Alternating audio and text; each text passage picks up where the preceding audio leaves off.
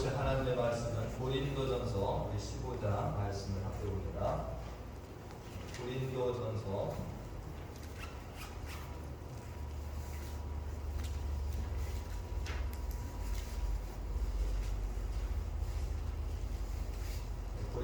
15장 20절에서 28절까지 말씀을 함께 보도록 하겠습니다. 앞에 있는 말씀을 우리 보시고 함께 말씀을 읽겠습니다. 고린도전서 15장 20절에서 28절까지 말씀 함께 읽습니다. 그러나 이제 그리스도께서 죽은 자 가운데서 다시 살아나사 잠자는 자들의 첫 열매가 되셨도다.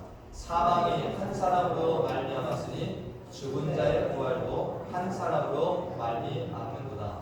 아담 안에서 모든 사람이 죽은 것 같이 그리스도 안에서 모든 사람이 삶을 얻으리라. 그러나 각각 자기 차례대로 되리니 먼저는 첫 열매인 그리스도요, 다음에는 그가 강림하실 때에 그리스도에게 속한 자요, 그 후에는 마지막이니 그가 모든 통치와 모든 권세와 능력을 멸하시고 나라를 아버지 하나님께 바칠 때라. 그가 모든 원수를 그 발 아래에 둘 때까지 반드시 왕노릇 하시리니 맨 나중에 멸망받을 원수는 사망이니라. 만물을 그의 발 아래에 두셨다 하셨으니 만물을 아래에 둔다 말씀하실 때에 만물을 그의 아래에 두시니가 그 중에 들지 아니한 것이 분명하도다. 만물을 그에게 복종하게 하실 때에는 아들 자신도 그때에 만물을 자기에게 복종하게 하신 이에게 복종하게 되리니 이는 하나님이 만유의 주로서 만유 안에 계시려 하십니다. 아멘. 할렐루야. 네, 우리가 얼마 전에 참 코로나로 극심한 어려움의 때를 겪었습니다. 근데 지금은 이제 이 코로나라는 말이 좀 거의 사그라들었다 이렇게 생각을 해도 되겠죠, 그죠? 네, 여러분들 그때 우리가 이제 예배도 이렇게 모여서 드리지 못하고 그때 이런 유머가 하나 있었다라고 합니다. 네, 코로나 때 어떤 사람이 그렇게 얘기했습니다. 이번 부활절에는 예수님이 못 오신다네요. 이렇게 이유가 뭐냐? 경비병이 밖에서 코로나 있다고 막아서 주님이 못 오신대요. 네, 그런 코로나 때 우스갯소리가 있었는데 우리 주님 이 자리에 늘 우리와 함께 하시고 이 예배 자리에도 늘 우리 안에 지금 함께 예배를 받으시는 줄 믿습니다. 우리가 오늘 이 부활절 주일에 고린도전서 15장 말씀 우리가 함께 보는데 여러분들 너무나도 잘 아시죠? 고린도전서에는 유명한 장이 많이 있습니다. 고린도전서 13장 하면 무슨 장이라고 합니까 여러분들? 사랑장. 그리고 고린도전서 15장 하면 무슨 장이라고 합니까? 부활장 이렇게 얘기합니다. 고린도전서 15장이 정말 부활에 대한 모든 것들이 다 기록이 되어 있다 이렇게 생각해 볼 수도 있습니다. 그런데 고린도 이 전서와 후서는 편지입니다, 그죠? 고린도 지역에 있는 교회에 보내는 편지. 이 고린도 지역이 어떤 지역인지 사진으로 잠깐 보시면 이 고린도라고 하는 것이 저렇게 지금 그리스 땅 거기 있는데요. 저 땅이 두 개의 항구가 있는 그래서 지금 저쪽 여러분들 보시기에 오른편인가요? 에게에서 이오는 이하에 그렇게 돌아가야 되는데 저 고린도라고 하는 지역을 통과하게 되면 거리가 얼마나 가깝겠습니까? 그래서 저기에 고린도 운하라는 것이 있잖아요. 그래서 거기를 지나가면 뭐 하겠어요? 거기에 배들이 많이 지나가다 보니까 이곳이 무역도시가 되고 상업도시가 되고 엄청나게 부유한 이런 동네였다. 이 고린도 지역이. 그래서 이곳에 어떤 뭐 상업뿐만 아니라 문학이나 어떤 예술도 그렇게 번창하고 또 거기에다가 또 뭐 합니까? 이 신전도 많았대요. 그래서 이런 비너스라고 하는 이 비너스 신전이 저기에 크게 있었다. 아프로디테라고 하는 이 신전이 저 지역에 자리를 잡았대요. 그러니까 이 지역이 부유하면서 또 음란한 어떤 이런 것들이 많이 있던 땅에 바울이 2차 전도 여행 때 가서 복음을 전하고 그곳에 교회가 세워지게 된 것입니다. 근데 바울이 이 지역에 교회를 세우고 떠났는데 나중에 들리는 얘기가 뭐냐? 이 고린도 교회가 많은 문제들이 일어나고 있다는 거예요. 많은 문제들이.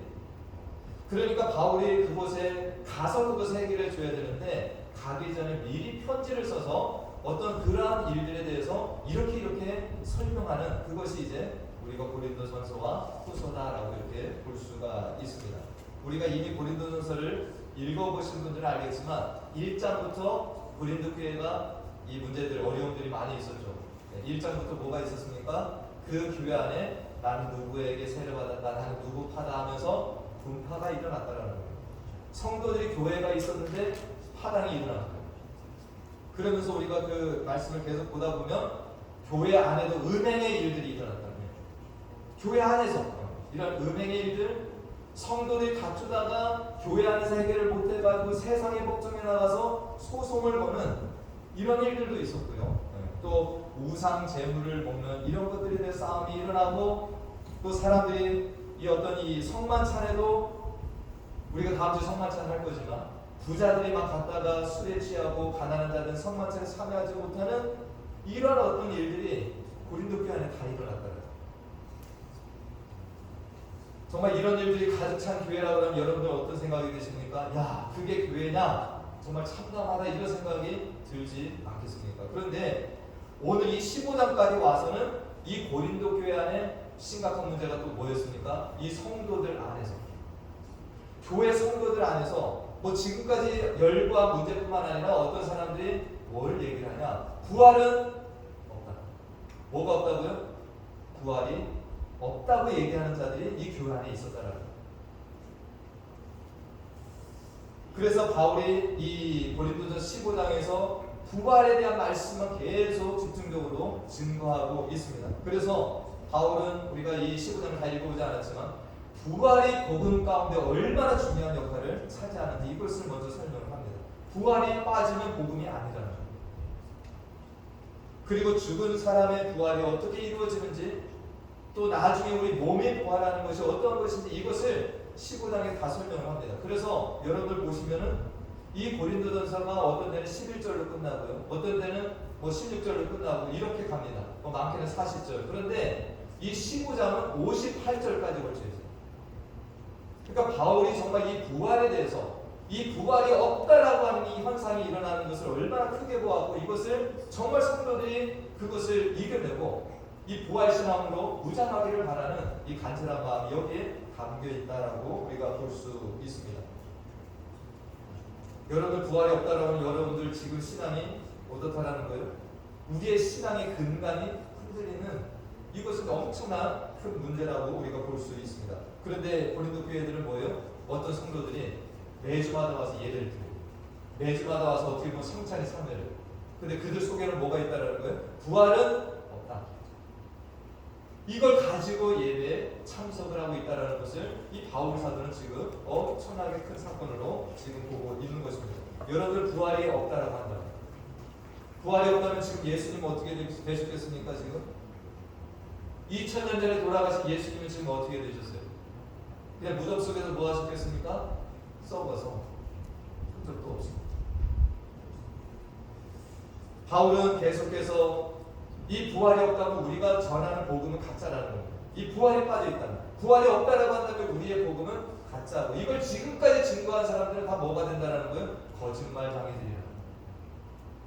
이 부활이 없다라는 것을 믿고 한다면, 그래서 우리들이 또 나아가서 볼 수 있는 것은 이 부활이 없다면 우리 기독교는 어떤 종교가 되는 겁니까? 능력 종교가 아니라 이것은 그냥 하나의 도덕 종교밖에 되지 않습니다. 그냥 이 땅에 살면서 착하게 살아라. 예수님이 이 땅에 있으셨을 때 한 것처럼 니들 그냥 그렇게만 살면 된다. 이렇게 전락할 수 있다는 겁니다. 이 만약에 부활이 없다라고 한다면 더 심각한 일이죠. 우리 성도들도 지금 정말 안타까운 삶을 살아가는 겁니다. 19절 말씀을 보니까 바울이 이렇게 전합니다. 만일 그리스도 안에서 우리가 바라는 것이 그냥 다만 이 세상의 사뿐이며 모든 사람 가운데, 이 모든 사람 누굴 얘기하는 거예요? 세상의 불신자들 다 포함했을 때 우리가 지금 신앙생활하는 사람들이 훨씬 더 불쌍하다는 거예요. 이 부활이 없다라고 합니다. 왜 그렇습니까? 세상 사람들은 부활이 없다라고 지금 믿고 살아요. 그러니까 어떻게 살아가요? 하고 싶은 거 다 하고 재밌게 사는 거예요. 근데 우리 이 교회에 와서 여러분들 하고 싶은 거 못하고 주일날에도 와서 이렇게 예배 드린다고 앉아있고, 여러분들 그렇게 살아가는데 부활이 없다라고 하면 여러분들 세상 사람들은 훨씬 더 불쌍하게 지금 살고 있다라고 바울이 증거하고 있는 것입니다. 그래서 바울은 이 부활이 어떤 것이냐를 계속 설명을 하고 있는데, 우리가 15장 3절 4절 말씀에 보니까 이 부활이라는 것이 사람이 지어낸 것이 아니라는 거예요. 부활은 이미 예수님이 부활하기 전에도 이미 뭐에서 증거를 했다? 성경 안에서 누차 증거하는 바라는 거예요. 그래서 내가 받은 것을 먼저 너희에게 전하는 것이다. 이것은 성경대로 그리스도께서 우리 죄를 위해 죽으시고 다음에 장사 지내 받으셨다가 성경대로 사흘 만에 다시 살아나셨다. 이것이 이미 오래전에 성경에서 예수님의 부활을 뭐 했다라는 거예요? 계속 말씀해 온 바라는 거예요. 성경 속에 있는 이것은 복음이라는 거죠. 그리고 바울은 이 부활에 대해서 뭐한 겁니까? 주님께서 정말 성경대로 이렇게 다시금 죽으시고 살아나셨는데 이것을 본 사람들이 우리 안에 있다는 거예요. 그 당시만 해도 살아 있었습니다, 그죠? 예, 그래서 예수님이 무덤 속에 계셨다가 살아난 것을 누가 봤습니까? 예수님의 12제자가 먼저 봤어요. 그 다음에 500의 형제라는 많은 사람들이 그걸 봤고요. 그 다음에 바울 자신도 봤다는 거예요. 이 8절 말씀을 보니까, 자, 우리 한번 읽어보겠습니다. 시작. 맨 나중에 만삭되지 못하여 난 자 같은 내게도 보이셨느니라. 여러분들 만삭되지 못했다는 게 뭡니까? 7삭둥이 8삭둥이 같은 거죠. 그러니까 바울은 이 12제자하고 비교했을 때 내가 얼마나 미흡한 사람이냐. 나는 7삭둥이가 안 된다는 거예요. 왜? 예수님 보지도 못했고 같이 공행도 못 해봤다는 거예요. 그런데 이런 7삭둥이만도 못한 나 같은 자에게도 주님이 뭐 하셨다는 거예요? 보여주셨다는 거예요. 뭐를? 부활하신 주님. 그래서 바울도 뭐 했다라는 겁니까? 부활의 주님을 만난 자가 되었다라는 거죠. 그러니까 바울은 바뀌었습니다. 전에는 뭐 하는 사람이었어요? 예수님의 이 부활 사건을 증거하는 사람들을 잡으러 다녔던 사람이에요. 그런 크리스찬들을 잡아다가 그냥 공회에다가 바치고 감옥에다 넣고 이런 일을 하던 자였는데, 이제는 부활의 주님을 만나고 나니까 바울이 뭘 하는 사람으로 바뀌었어요? 이 부활을 증거하는 사람이 돼요. 이제 자기도 뭐 할 수 있는 거예요? 잡혀갈 수 있고 고난당할 수 있는 그 역할로 바뀌어진 거예요. 여러분 이게 가능하겠어요? 근데 바울이 뭘 했기 때문에? 부활의 주님을 만났기 때문에 내가 고난받고 잡혀갈 수 있는 그 자리로 가서 오히려 부활이 사실이다라고 증거하는 삶이 되었다는 것입니다.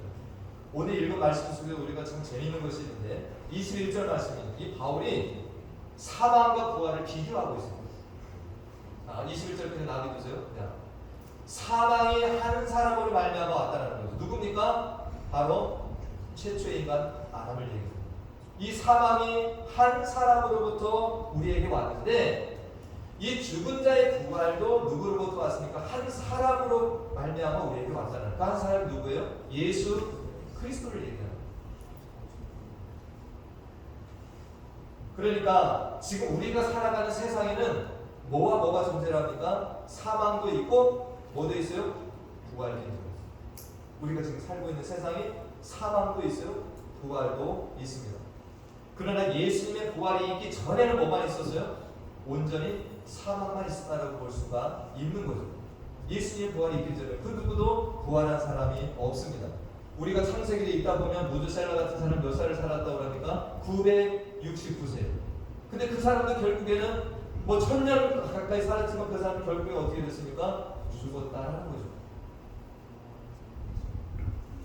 그래서 지금까지도 이 부활에서 살아있는 사람은 아무도 없습니다. 그렇기 때문에 예수님의 부활 이전에 아무도 부활한 사람은 없는 것입니다. 왜 그렇습니까? 이 죽음이라는 거, 이 사망은 아담과 하와의 범죄로 인해서 하나님께서 주신 죄의 형벌이고 그 대가이기 때문에 이 아담과 하와 안에서 태어난 모든 이들은 이 죽음을 그냥 가지고서 살다가 이 땅을 마감을 하게 되었다는 것입니다. 그렇기 때문에 우리가 이 땅에 살아가는 모든 사람들 뭐를 두려워합니까? 이 죽음에 대한 공포가 있는 거예요. 어떤 사망에 대한 두려움을 가지고 이 땅을 살아가게 되었다는 것입니다. 그런데 주님께서 이것이 끝이 아니라는 것을 보여주기 위해서 이 땅에 오셔서 뭐 하셨어요? 이 죽음을 이기시고 부활하셨다는 거예요. 할렐루야. 사망이 너희들을 누르고 있지만 이 사망이 끝까지 가는 것이 아니다. 부활이 있다는 것을 우리에게 보여주기 위해서 주님께서 이 부활을 하셨는데, 오늘 말씀 속에도 보니까 예수님이 부활의 첫 열매라는 표현이 나와요. 첫 열매. 여러분들 과일이 달릴 때 첫 번째 달리는 열매가 있고, 그 다음에 뭐합니까? 열매가 계속해서 둘, 셋, 넷, 다섯, 여섯 열리잖아요. 그럼 주님께서 첫 열매가 되셨으면 그 다음에 뭐가 있습니까? 두 번째, 세 번째 계속해서 이제는 열매들이 나타나게 된다라는 것입니다. 근데 오늘 23절 말씀해 보니까 주님이 시작하셨어요. 그죠? 그러나 각각 자기 차례대로 되리니 먼저는 첫 열매인 그리스도, 그 다음에 그가 강림하실 때 그리스도에 속한다. 이제 계속 예수님의 부활 이후에는 뭐라는 거예요? 모든 사람들이 이렇게 부활에 참여하는 일들이 일어나게 된다라는 것입니다. 잠깐 말씀을 정리할게요. 자, 예수님 부활 이전에 뭐가 있었습니까? 사망만 있었어요.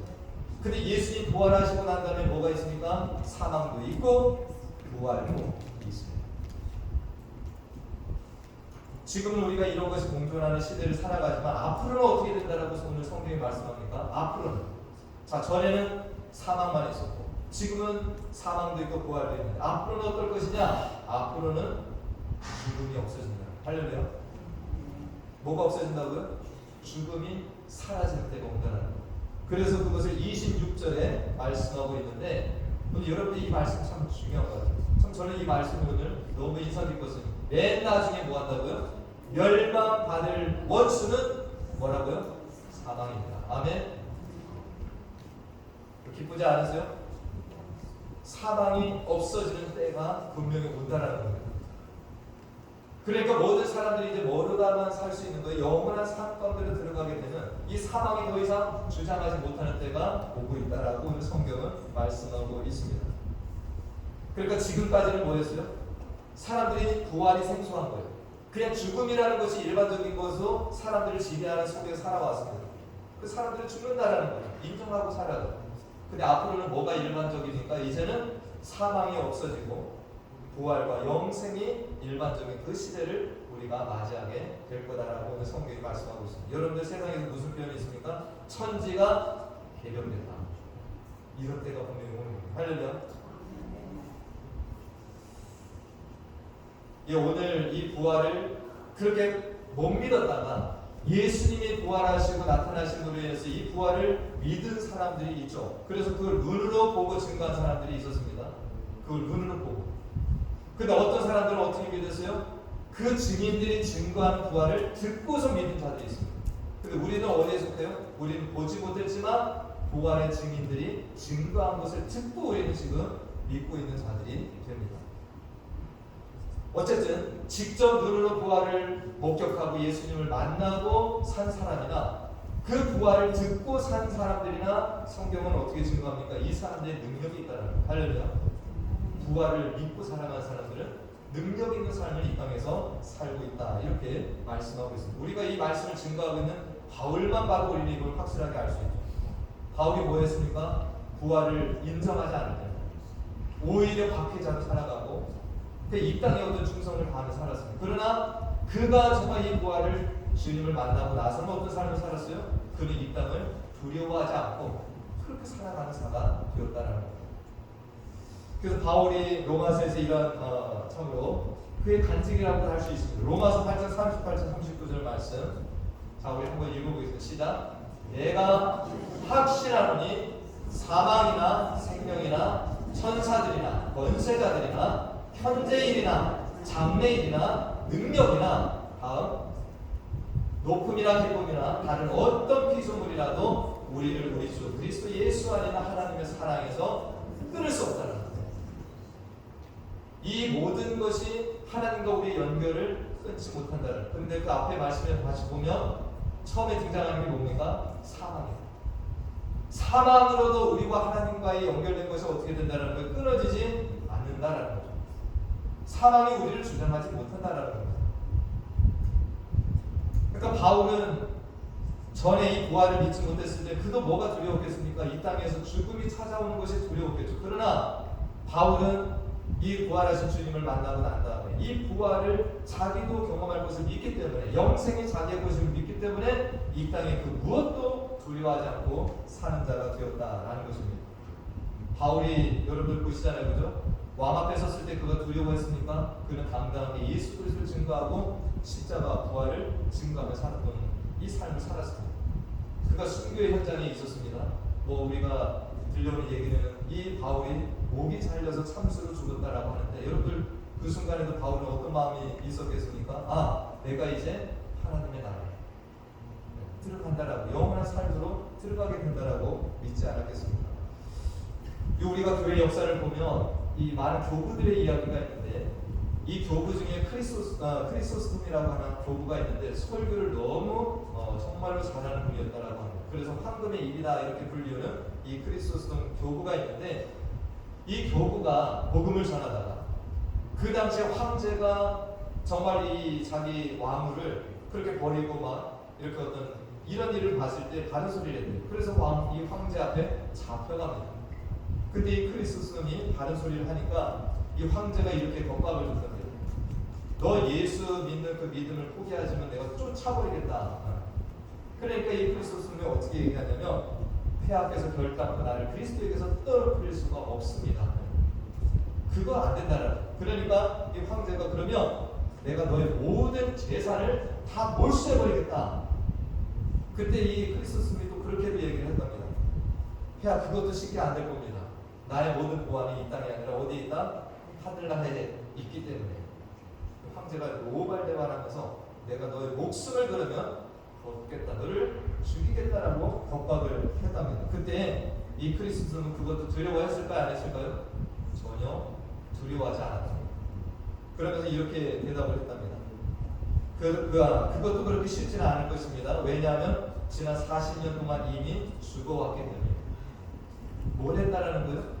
이미 자기는 죽었다라는 거예요. 그렇기 때문에 뭐 육신의 죽음을 내가 당하는 거 그거 두려운 일 아닙니다. 이미 영원한 생명을 그는 뭐 했다라는 걸 가지고 이 땅을 살아간다라는 거예요. 그 죽음에 대한 두려움을 떨쳐버리고 이미 40년을 살아온 자가 되었다. 이렇게 대답을 한 이런 모습이 크리스토스에게 있었다라고 합니다. 저는 오늘 이제 말씀을 맺고자 하는데, 고린도 교회가 무슨 문제가 있었습니까? 정말로 말도 못할 문제가 많이 있었습니다. 우리들은 눈에 무엇이 크게 보일 수 있어요? 아, 고린도 교회가 정말 그런 어떤 무슨 문제요? 파당을 짓고 음행하고 우상도 섬기고 여러 가지 문제가 있지만, 바울은 그 중에서 지금 마지막에 왔어요. 근데 뭐가 더 문제라는 겁니까? 부활이 없다라고 믿는 사람. 저는 우리들이 정말 신앙생활하면서 많은 어려움들이 있으리라고 봐요. 많은 해결해야 될 일들이 있으리라고 봅니다. 그러나 우리 스스로에게도 뭐가 있을 수 있습니까? 부활이 없다라고 말은 하지 않지만 그 부활이 있음을 믿지 못하고 내가 살아가는 일들이 우리에게 있을 수 있다는 거예요. 오늘 뭐부터 해결하셔야 되겠어요? 이거부터 여러분들 해결하셔야 돼요. 주님의 부활이 사실이다라고 하는 이것을 여러분들도 믿고, 나도 이미 주님의 부활에 동참한 자가 되었고, 나는 이미 뭘 얻었다라는 것을 믿고 살아야 됩니까? 나는 이미 영생을 얻고 지금 이 땅을 살아간다라는 거예요. 할렐루야. 저도 정말 이 한 주일간 이 부활에 대한 묵상을 하면서 저 스스로에게 물어보는 겁니다. 넌 정말 죽음을 두려워하지 않고 있냐? 오늘 주님이 너를 데려가신다고 해도 너는 정말 그런 걱정 없이 할렐루야 하면서 이 땅의 생을 마감할 수 있는 준비가 되어 있는가라는 질문을 저 스스로에게 많이 해보고 있습니다. 그런데 이 답을 기도하시면서 스스로 찾으시는 부활주의 되기를 간절히 축원드립니다. 그래서 여러분들 이 땅에 뭔 걱정, 염려가 찾아와도 정말 두려워하지 않고, 여러분들 생명을 누가 끊는다 해도 여러분들 뭐 할 수 있어요? 나는 이제 영원한 생명 가운데 들어가서 정말 주님과 함께 나는 그 삶을 살아가. 어쨌든 인간은 다 모두 죽게 돼 있는 거 아닙니까? 어떻게 죽든지 죽게 돼 있는 거예요. 근데 그거 여러분들 두려워하면서 살지 마시고, 여러분들 이제 영원한 생명, 주님의 부활이 사실이고, 나도 그 주님의 부활 열매처럼 나도 그 열매에 동참하는 자가 될 것이다라는 믿음을 가지고 사는 저 우리 성도님을 받으시기를 간절히 축원드립니다. 우리 옆 사람에게 한번 인사 한번 마치겠습니다. 자, 주님 부활하셨습니다. 네, 당신도 부활합니다. 네, 우리는 이미 영생을 가진 자들입니다. 우리는 이미 영생을 가진 자들입니다. 할렐루야.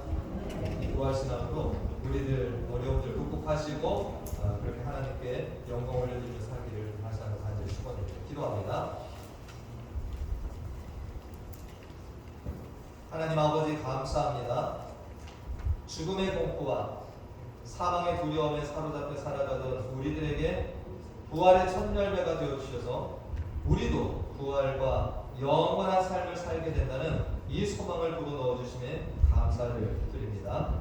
예수님을 믿는 믿음 안에서 함께 모여 있었던 고린도 교회 성도들 중에 어떤 이들은 부활이 없다고 하면서 사는 자들이 있었습니다. 바울은 이러한 이들을 위해서 예수님 부활하심에 대하여 다시금 증거하며 부활신앙의 중요성을 힘있게 설명하고 있는 오늘 말씀을 들었는데, 우리들 중에도 아직 예수님 부활에 대하여 믿지 못하고 또한 나의 부활과 영원한 생명을 사는 것에 대하여 확신하지 못하고 여전히 보이는 세상에 갇혀 살고 사망의 공포에서 벗어나지 못하는 자들이 있다면 이 시간 성령께서 역사해 주셔서 더 이상 사라져버리고 없어질 이 사망의 종노릇에서 벗어나게 해주시고 부활과 영원한 생명에 대한 확신을 가지고 하루하루 승리의 삶을 사는 성도들 되게 인도하여 주시옵소서. 사망을 이기시고 부활하시니 부활의 첫 열매이신 예수님의 이름으로 기도하옵나이다. 아멘.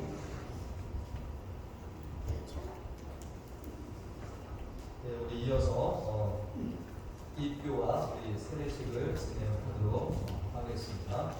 오늘 두 명이 있는데 다음 자막 좀 띄워주시기 바랍니다. 네, 오늘 입교하는 신민호 학생은 어려서 유아 세례를 받았기 때문에 이제 우리 교회법에 따라서 만 15세 이상이 되면 본인의 신앙 고백으로 입교를 할 수가 있습니다. 그래서 그동안의 공부도 진행을 했고요. 어제 와서 시험도 받고 우리 권사님들과 함께 문답식도 했습니다. 그래서 모든 것이 통과를 했기 때문에 오늘 입교식을 거행을 하고요. 또 우리 나주 학생도 그동안의 공부에 열심히 참석을 하고 그 다음에 어제 시험도 하고 문답까지 다 마치고 그래서 이 본인의 신앙 고백을 저희가 듣고 오늘 이제 이렇게 입교식과 세례식을 진행하게 되었음을 알려드립니다. 여러분들 어제 이렇게 물어봤는데 여기서 이렇게 입교식하고 세례를 하면 딴 데 가서 또 세례를 받아야 될까요? 안 받아야 될까요? 네. 세례와 입교는 일생에 단 한 번입니다. 어디 딴 데 가가지고 막 물에다 푹 담가줄 테니까 다시 받아라. 여러분들 그런데 현혹될 필요, 그거 했다고 막 다시 사람이 새로워지는 거 아니에요. 어디 가서 또 받으라고 하면 또 받고. 제가 예전에 어떤 친구가 세례를 받았는지 안 받았는지 모르겠대요. 그래서 일주일 동안 한번 생각해봐라. 왜 그런가 그랬더니 훈련소에서 초코파이 받으면서 받았대요. 훈련소에서 초코파이 준다고 해서 가서 세례를 받았대요. 근데 그것도 어떤 감독입니까? 받은 거예요. 다시 받을 필요가 없습니다. 그런 적도 있는데 우리 두 아이 오늘 세례하고 입교하는 거 정말로 축하드리고, 자, 두 우리 학생 자리에서 일어나 주시기 바랍니다.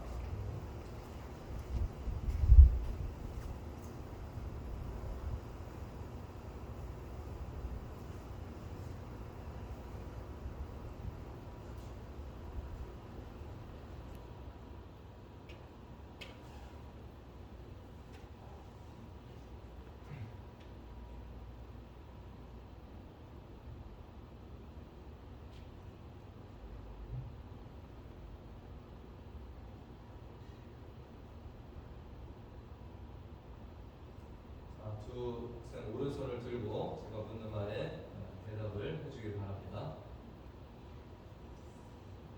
자, 여러분은 하나님 앞에 죄인인 줄 알며 당연히 그의 진노를 받을 만하고 그의 크신 자비하심에서 구원 얻을 것밖에 소망이 없는 자인 줄 믿습니까? 크게 대답 안 하면 안 됩니다.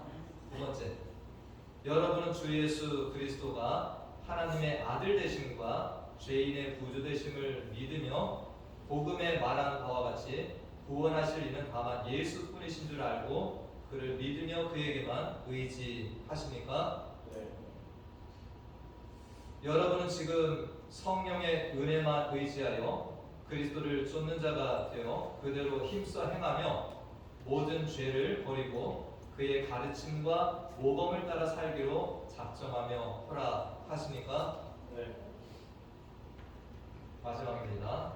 여러분은 교회의 관할과 치리를 복종하고 그 청결함과 화평함을 이루도록 힘쓰기로 허락하십니까? 네.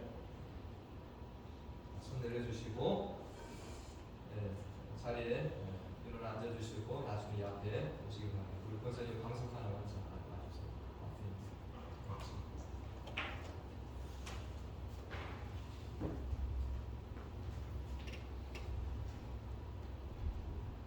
한국 대체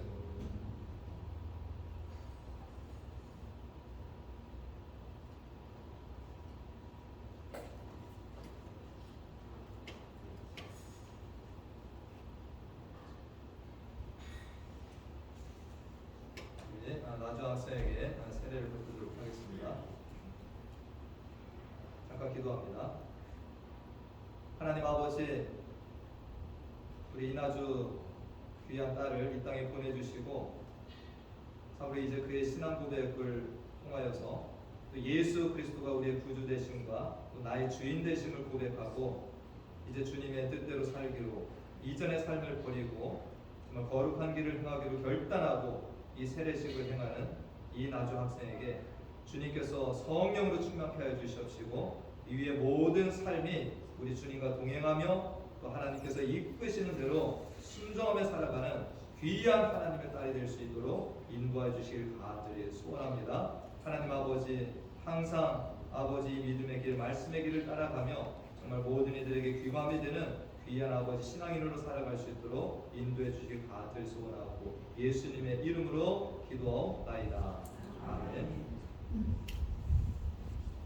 내가 성부와 성자와 성령의 이름으로 세례를 주노라. 아멘.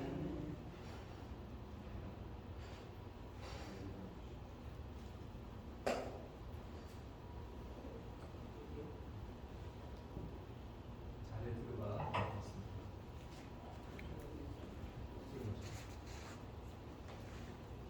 여러분 앞에 이제 공포를 하도록 하겠습니다.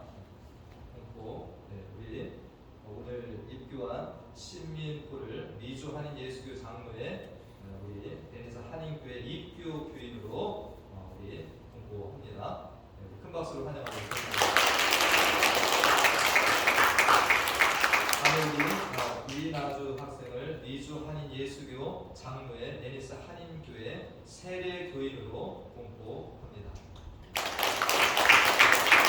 자리에서 뒤로 보시고 이제 인사 한번 해주시고 여기 좀 잠깐 나와서 둘 다 나와요. 둘 다. 어제 제가 설명을 했는데 얘들 이제 어린아이가 아닙니다. 어린아이가 아니에요. 같은 교회 이제 멤버고 교회입니다. 그래서 얘들에게도 의무가 있다고 제가 설명을 했어요. 너희들도 이제 예배 참석해야 되는 의무가 있고 또 우리 뭐 재정이라든지 또 봉사라든지 또 우리 아이들이 이제 세례 받고 나면 입교하고 나면 뭐 할 수 있습니까? 찬양대도 봉사할 수 있고 각종 어디 우리가 이런 단체에서 임원도 할 수가 있고 제가 설명을 했어요. 이 아이들이 세례교인 이상부터 모든 교회 봉사는 이루어진다라는 것을 제가 설명을 했습니다. 그렇기 때문에 우리 아이들이 투표권도 이제 있고 이제 교회 완전 멤버가 되는 거예요. 이렇게 중요한 것을 이제 아이들이 한다라는 것을 교회에서 이렇게 여러분 확인하시는 거고 우리 아이들을 아이로 보지 마시고 이제 여러분들 같은 교인으로 여기시고 존중해 주시고 그렇게 함께 예배를 또 신앙생활하는 귀한 동역자로 여러분들 여겨 주시길 바랍니다. 아멘. 아멘. 우리 인사할 때 크게 받겠습니다.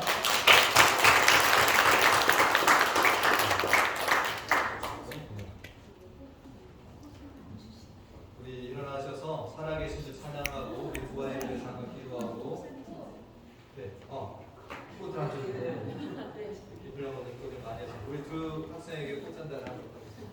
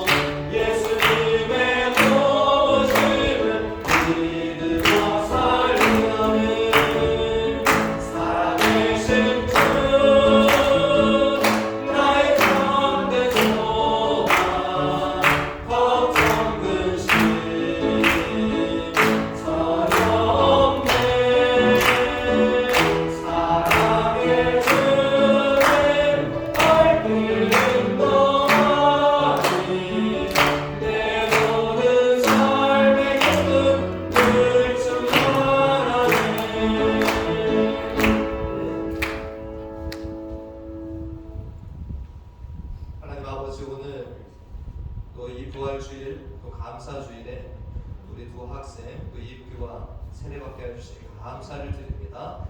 하나님 아버지, 아이들이 또 살아가는 동안 이들을 함께 동행하여 주시고 또 이 부활 예배를 드리면서 또 아이들의 세례와 입교식을 바라보는 저희들도 첫 신앙을 또 첫사랑을 회복하는 또 은혜의 발걸음 되게 인도하여 주시옵소서. 지금은 우리 주 예수 그리스도의 은혜와 하나님 아버지의 무한하신 사랑과 성령님의 교통 감화 내주 충만 인도하심이 우리가 더 이상 이 세상과 사망의 종노릇한 데서 벗어나 부활의 첫 열매 되시며 영원한 나라로 들어가신 예수님을 따라가는 자들이 됨을 깨닫고 부활신앙으로 이 땅을 살아가며 또한 이 부활의 증인으로 살아가기로 결단하고 나아가는 사랑하는 자녀들의 머리머리 위와 그 가정과 기업과 우리 교회 가운데 영원토록 함께 하시기를 간절히 축원하옵나이다. 아멘.